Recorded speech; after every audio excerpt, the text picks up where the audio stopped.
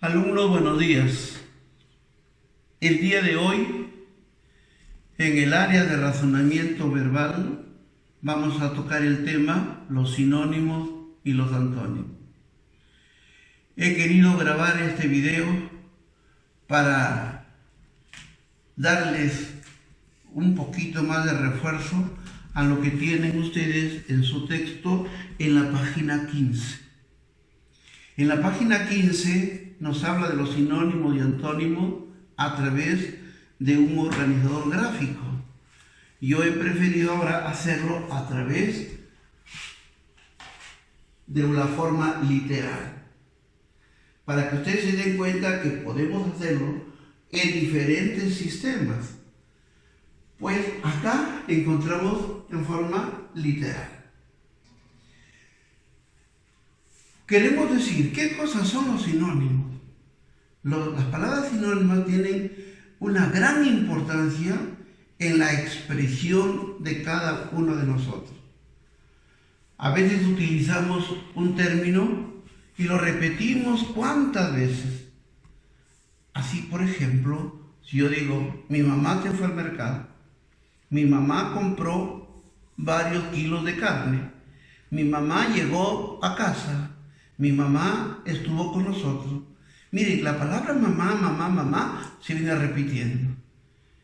Entonces, cuando nosotros tenemos que preparar un discurso o hacer una exposición, no debemos repetir algunos términos. Y para eso usamos los sinónimos. Bien, hoy día vamos a conocer qué son los sinónimos y los antónimos. Según su texto, nos dice que los sinónimos son palabras que tienen igual significado o semejantes o equivalentes, que tienen significados semejantes o equivalentes. Pero podemos dar también otras ideas y decir que los sinónimos son palabras que tienen diferente escritura, pero significado igual o parecido. ¿Cuáles son las clases de sinónimos? Existen dos clases, sinónimos totales y sinónimos parciales. A los sinónimos totales se les llama también absolutos y a los sinónimos parciales se les llama relativos. Con cualquiera de esos términos lo vamos a encontrar. Lo importante es conocer cuándo son sinónimos totales. Esto significa cuando tienen significados semejantes en todos los contextos. Es decir, en cualquier oración que nosotros quisiéramos utilizar, van a tener el mismo significado. Por ejemplo, el cerdo fue llevado a la granja. El chancho fue llevado a la granja. Acá está la palabra cerdo y la palabra chancho. Son palabras sinónimas, acá las he subrayado, y en cualquiera de las oraciones va a significar lo mismo. En cambio no ocurre con los sinónimos parciales. Dice, los sinónimos parciales son las palabras cuando tienen significados semejantes, pero no en todos los contextos. Acá lo vamos a ver. Manuel compró unos libros. La siguiente oración dice, Manuel adquirió unos libros. He subrayado las palabras compró y adquirió porque tienen el mismo significado. Pero no se puede utilizar estos términos en todos los contextos. Acá lo vamos a ver. La cantante adquirió fama mundial. Estamos hablando de este. Este es un sinónimo. Pero miren cómo cambia el texto cuando digo la cantante compró fama mundial. Miren, ya no lo puedo utilizar lo mismo. Porque acá dice la cantante adquirió significa ganó. Y acá la cantante compró significa que ha tenido que pagar para conseguir esta fama. Entonces, ahí hay la variación. Es lo mismo cuando yo digo, mi abuelo está muy viejo. y yo quiero tener un sinónimo de viejo, es añejo. Y digo, el vino es muy añejo. Viejo y añejo son sinónimos, pero no los puedo utilizar indistintamente en las dos expresiones. No podría decir yo, mi abuelo está muy añejo, porque la palabra añejo significa fermentación. Entonces yo no puedo decir que mi viejo o que mi abuelo está fermentado. Por eso se llaman sinónimos parciales. Bien, ahora vamos a hablar de los antónimos. Yo tengo acá esta varita, tiene dos extremos. Los antónimos, como si fueran mis dos dedos que están acá, están ubicados en ambos extremos. Quiere decir que están en extremos diferentes. Esto significa que tienen significado totalmente diferente. Por eso acá decimos que los antónimos son palabras que presentan significado opuesto o contrario. También los antónimos son de dos clases: antónimos lexicales y antónimos morfológicos. ¿Cuándo son antónimos lexicales? La palabra lexical significa oración.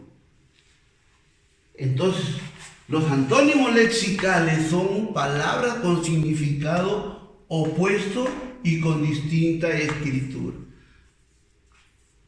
Cuando hablamos de léxico, dije que son oraciones. En una oración tenemos que distinguir su significado.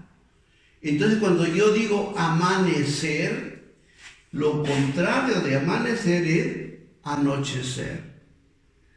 Acá tengo otra palabra. Triste. Lo contrario a triste sería contento. Como ven ustedes lo que mostré, son opuestos. Por eso he puesto la doble flechita. Son totalmente opuestos. Ahora, los antónimos morfológicos, la morfología se refiere a la estructura de la palabra. Bien, palabra con significado contrario cuya oposición surge por el empleo de prefijos que indican negación, como dis, des, im. Prefijos son palabras, son términos que se escriben antes, al inicio de una palabra. Como por decir acá, continuo. Le agregué el prefijo dis. Y ahora se formó otro término que va a ser opuesto a este. Y dice discontinuo. Lo mismo con la palabra conectar. Le voy a agregar el prefijo des. Y ahora se forma otro término que dice desconectar. Igual sucede con útil. He agregado el prefijo in y dice inútil. Posible, agregué el prefijo im y dice imposible. Como ven ustedes, la morfología nos está indicando cómo está formado una palabra. Esta palabra discontinuo está formado por un prefijo y una palabra simple, como lo estamos viendo acá. Discontinuo ahora significa lo contrario a continuo. Por si acaso digo continuo, no continúo, ¿no? Continuo significa lo que está uno a continuación del otro. Y discontinuo es cuando no están uno a continuación del otro. Indica lo contrario, ¿no? Entonces, niños, como ustedes pueden apreciar, los sinónimos y antónimos, su uso es muy importante. Esto mismo, no con los ejemplos, sino con los contenidos, con los conceptos que tenemos, lo van a encontrar en su texto en la página 15. Pueden guiarse a través de lo que yo he expresado acá y lo contrastan con su texto y van a desarrollar las páginas 16, 17 y 18 de su libro de razonamiento verbal. Espero que hayan comprendido y a las 6 de la tarde ustedes pueden estar haciendo llegar sus resultados. Muchas gracias.